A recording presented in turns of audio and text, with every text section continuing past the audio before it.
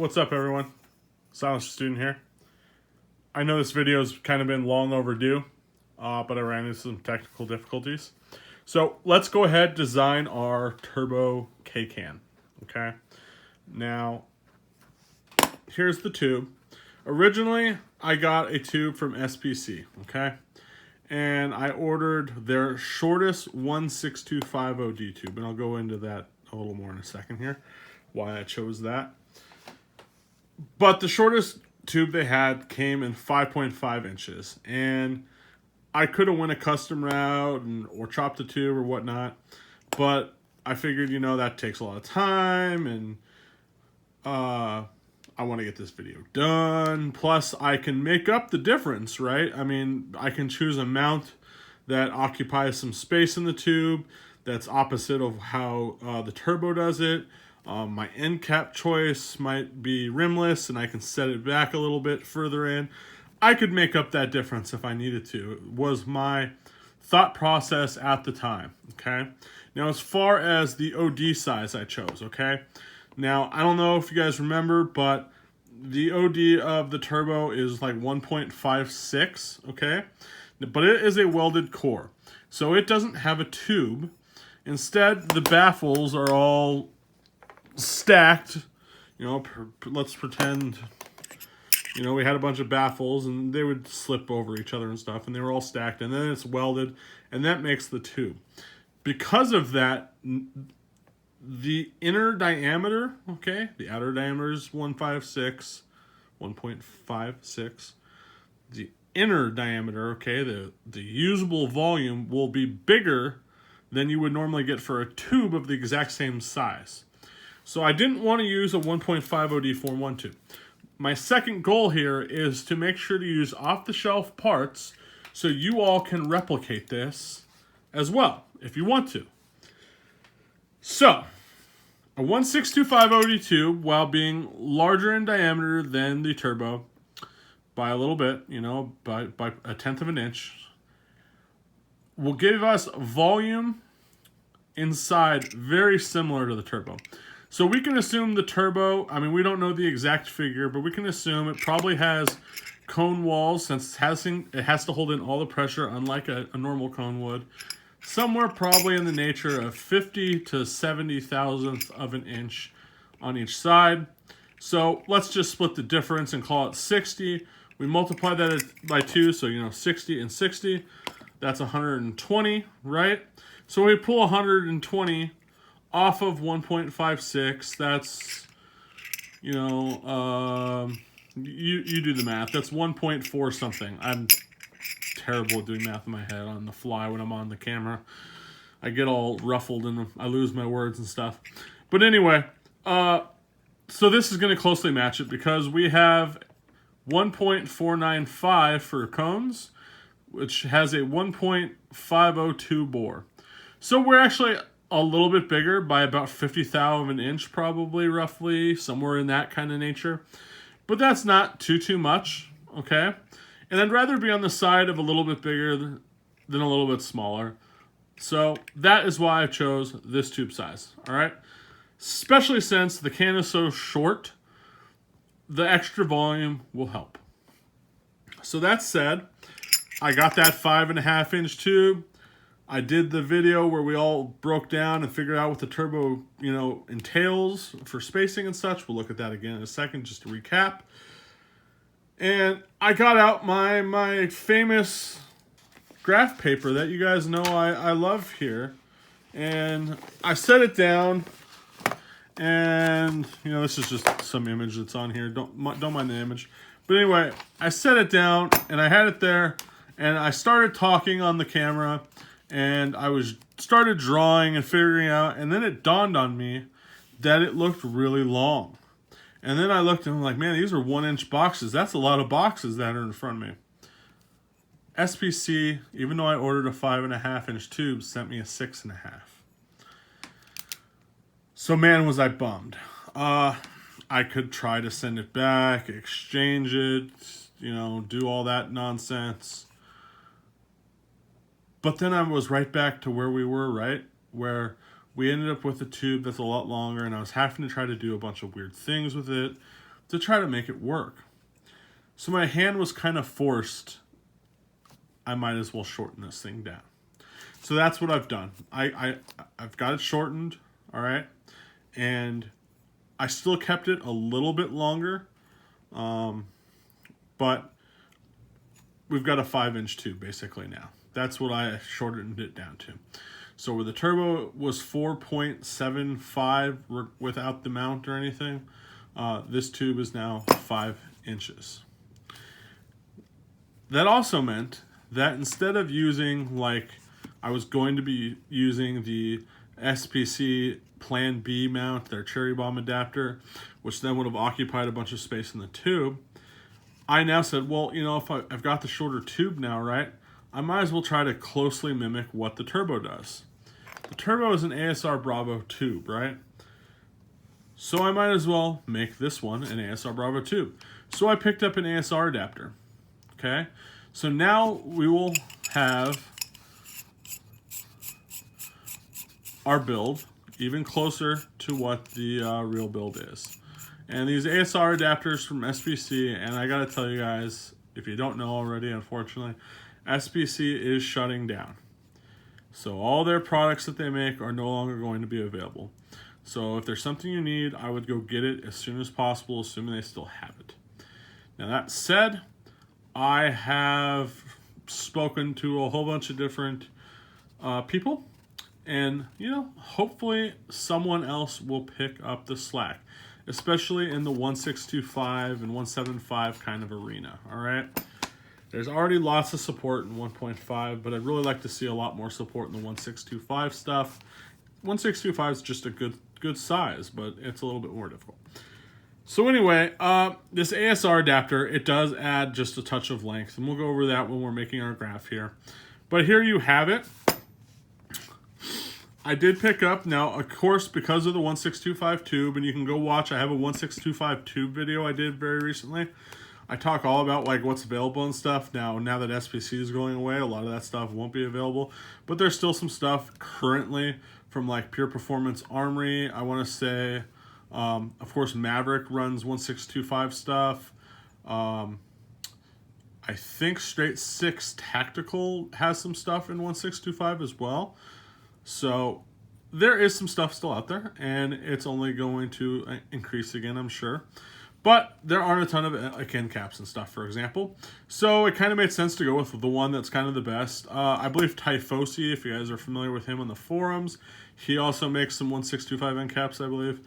But I got an SPC end cap, right?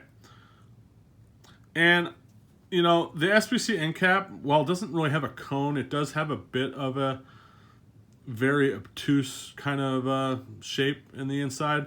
And that's actually kind of close to what the when you go and you look at like the borescope for the Turbo T2, it has, you know, a bit of a feature on it as well. So just imagine once there's a hole in this, you know, it'll kind of just be more like a dish on the side.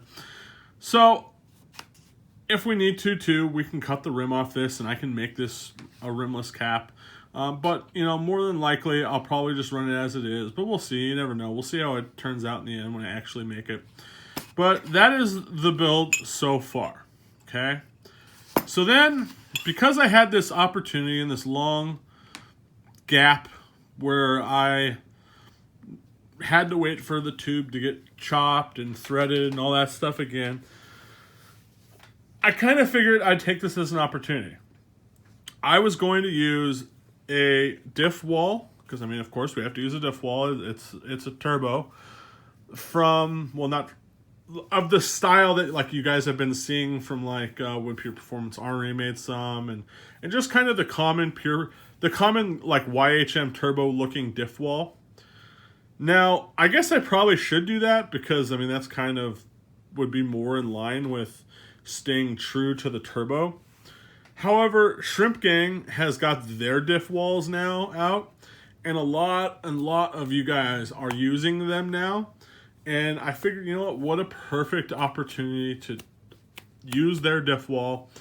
We can test it and see how it does in a can, put a build together, blah, blah, blah, blah, blah, and kill two birds with one stone.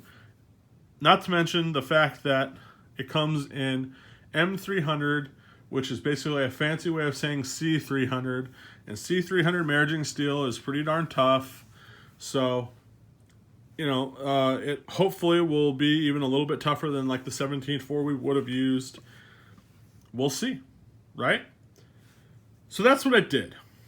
And here it is. A 1495 Shrimp Gang diff wall. All right. So that's what we're going to use for our first cone. Now, if you guys remember, the Turbo only has 2 additional cones. It's a very budget-friendly can. Not a lot of materials going into this here. Some of the best rifle-performing cans on the market that are in 17.4, and the key thing here, too, is they have to be available in 1495 OD or in 1497. I believe are going to be the Dinos for our best option here. Okay? So I got 2 Dinos. We know the Dinos work great. We know they're 17.4. And I think this is going to be a pretty cool build by the time we get done with it. And, you know, maybe even we'll end up doing better than the actual Turbo, to be honest with you. Now, I guess since I have one sitting here, I'll just kind of refresh your memory. But the original Turbo uses a normal wide shoulder 50-degree style cone. This is an NAS.net cone, though they only come in a smaller diameter and a smaller tip, so we can't use those. I mean, that would be more clone specific if we did. But regardless, I just kind of want to show you that this is what the Turbo uses, and I'm sure you guys are familiar with the diff wall if I haven't put a picture up already as it is. So yeah. So now that we have like all of our build materials and stuff, let's go ahead and look at and see if you guys remember kind of what we came up with. So if you remember up here at the top, this was kind of just like me getting my measurements in a smaller scale. And then I was able to apply a mathematical formula, you can see it there at the bottom, to kind of scale it all up to get a fairly accurate representation of the Turbo. Now, since I've had so much time since this, I've also gotten a chance to talk to some people who own a Turbo K, and they've confirmed my dimensions are very, very close to accurate. Plus, we did have some information directly from YHM as well. So, not a lot going on here, obviously. I'm going to predominantly, I think, focus on keeping the blast chamber exactly the same, and then just try to mimic the back half as close as we can. So, in an effort to keep the video a little bit short, I've already pre-drawn quite a bit of this and kind of tossed some ideas around in my head. But let's just go ahead and take a look. We'll go ahead and flip the book around here. And you know what? I might even want to just rip this out so you guys can look at it while we're doing it. Okay. So here's what I've got drawn so far. First, I drew up the 5-inch tube, all right, which you can see here. Then I drew in the ASR adapter, and you can see where I drew in the little bit that sticks out, okay? So this ASR adapter, the stick out portion is 1.82. The portion that threads into the tube came out to 0.450. So it's adding 0.182 of total length. So now our total length on this tube is 5.182, okay? Now the angle of the camera and stuff is kind of going to make this look a little wonky and longer, but I promise you, if I set it on top here, it matches perfectly. So I figured initially that I would start at the back half of the can and kind of work my way forward. But now I realize that I probably shouldn't have done that. But long story short, that's where I started out. So I started out by measuring my end cap. Now remember, it's rimmed, so we have a set depth. I came out to 0.461. So that is our end cap there. All right. Now, because we have a little bit longer of a tube, we have some additional length that we can kind of put wherever. Now, I have now decided, and I did this again towards the end, that I want the BC to be exactly how the turbo came. The BC has an extremely large effect, and I want the exact kind of same effect, whether it be smaller and hurtful or harmful or better. Who knows, right? I'm not going to pass my opinion on that one. I'm just trying to clone a can. So because we have all this cap volume and such, I figured it would be super simple for me to just, and the skirts on these Dinos are already at 0.5. Now, if you remember right, the original turbo, it kind of basically has a 0.578 distal chamber, basically. So, I mean, that's a little bit longer than the 0.5, but not as much as this cone back bore. Sure, I could trim this a little bit to match this 0.578 value, but remember, I have room to burn. I have to put it somewhere, and that just means I have to make these already large chambers here even larger. So I figured, you know what? I'm going to just keep, for simplistic sake, the 0.5 skirt that's already on this Dino with our back bore on this end cap, put them like that, and that will be our end, basically. And then we just have to focus on the front. So initially, I was thinking, okay, you know, the next chamber up, I came up with 1.011. I knew I needed to burn a little bit of a value, so I added more or less just 9, let's just call it 1/10 of an inch.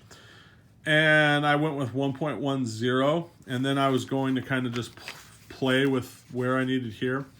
But now since I've done this, I've realized that I want that BC exactly how the turbo is. And if I do that, wherever I put the diff wall, and I leave this cone where I've drawn it, as you can see here, that only gives us, from the back of the wall to the tip of the first cone, about 0.3. Could we use it? We could. But that is really freaking super close. That doesn't give the gas a lot of time after it's left this cone to expand before hitting this cone, right? Especially in the front portion of the can. So I don't want to do that. I would rather move this cone back a little, make this chamber a little bit smaller, even if not by much. And then, you know, do the BC exactly how the turbo has it. So remember that the 1.875 figure is from the end of the tube to the face of the cone portion of the diff wall, not the wall here or the backside or whatnot. So now we're going to just kind of have to disregard the fact that I've drawn this cone in at the moment. Here is where I'm going to draw the diff wall now. I've already made the line for the back of it. I've measured the total thickness from the face here to the back of the wall. I've measured the rim here. I can subtract the two so I know how far up the cone comes and everything. And long story short, I'm going to draw it in. So the tip of the diff wall has a 0.4 tip. This shoulder here on my personal one, you know, I'll just go ahead and measure it for you so you guys can see. Oh, sorry. You know, it's about let's call it 154, 0.154. Let's call it that. So that's kind of what that looks like. The cone portion is pretty darn shallow. And I'm not the best drawer, and I'm kind of on the clock here. So we're just going to kind of give you guys a decent idea of what that looks like.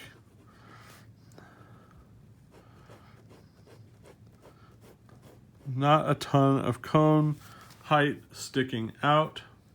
Now, this one does have a small amount of back bore on the cone. We'll see how that looks once it's actually, you know, drilled out and everything. So now I have that 0.1875. So it's really going to depend where, every single mount you choose, whether it be ASR Bravo, Chemo, YHM, Plan B, whatever you choose, different brakes and such, that means it's going to vary what your brake to tip spacing is, or if it's a really long brake, we'll even work on some scenarios. Exactly the same limitations the turbo already has. This is the kind of can where like Chemo really does well, especially if you're only using like a single port Chemo, or the Xeno mount will work well.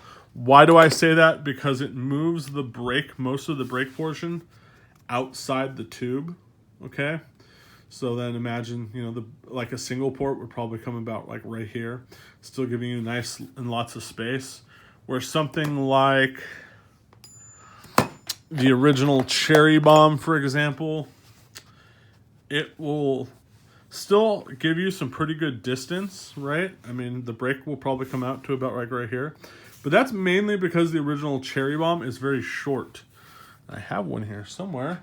I was playing with it not that long ago. Here, we'll use a Liberty. They stick out pretty much about the same. So that would be what you represent. But if you use, say, a longer, like a reared-in double port, for example, which, I have right here as well, so we might as well look at it.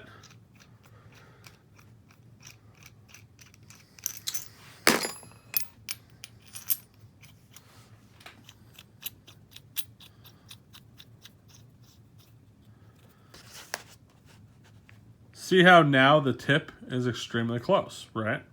So that is part of the limitation of putting the wall there, putting it so small and everything. So now we get to the spot where now we have to figure out where we want to put this cone that I've already basically drawn in. So my goal here is to go ahead and move it backward. I want something like 350 to even as much as 0.5 distance between the back of this wall and here. More would be even nice, but now we really start to burn up in a lot of scenarios some of this back volume. So if that's the case, we're at 0.3 basically right now, and I'm saying let's do 350 to 0.5. I'm thinking let's just split the difference, right? And we'll go 0.4. So I'm basically only going to move this backward 0.1 of an inch. So it's going to move one small box. So now I'm going to cross this out and just put 1.0. Actually, you know what? Now that I think of it, since we want to maintain kind of as much of the turbo as we can, I might as well go ahead and go out the extra 10,000 something. I don't mind taking a tiny bit off of this. You know what? Screw it. Let's do this. Let's go ahead. We'll make this 0.4. And then we'll go back and make this 1.100. We're still got more volume in this area than we would have with the original turbo. We now have about the same to slightly more volume in this chamber, and we're doing well in this chamber as well. Okay, I mean, we've got, let's see. Remember, this is going to be back one more. So we have 1.10 in this chamber as well. So that actually works perfect, because look, originally on the real turbo, from the back of the wall, or actually I should say the front of the wall in this value here, this is the back of the wall. It was 0.86 to the back of the wall and 1.011 if you kind of included the base of the wall. So now we'll have two matching chambers here. So 1.10, 1.10, and then a 0.4 plus the back bore on our end cap, which on a SBC end cap, it's like 0.3, 0.32, something like that. So we're at, we can actually just measure it real quick since we're there. We'll stick our depth portion out. Yeah, 0.35. So now our distal area volume by length, I should say, 4, 5, 6, 7, 0.75. So, you know, the turbo was more like 0.578. So it's 150. About almost, it's almost 2/10 of an inch. So not crazy, too much bigger. But again, the whole overall can's also a little bit longer. So there we have it. I think we have a design, guys, and it's cool that we did it together. And it's cool that I didn't just like write values down and tell them to you, that we actually kind of did something and figured some things out. So hopefully this makes sense to you. Hopefully you guys agree with what I'm doing. Even if you disagree, I'm sure the changes you would make are going to be pretty small. So this is what I'm going to do. And I think we'll just go ahead and wrap it up here. And then in the next video, I'll show you how the parts came out and kind of let you look at them. And then we'll head out to the range and we'll shoot it. And we'll see how it does, right? We'll see you then.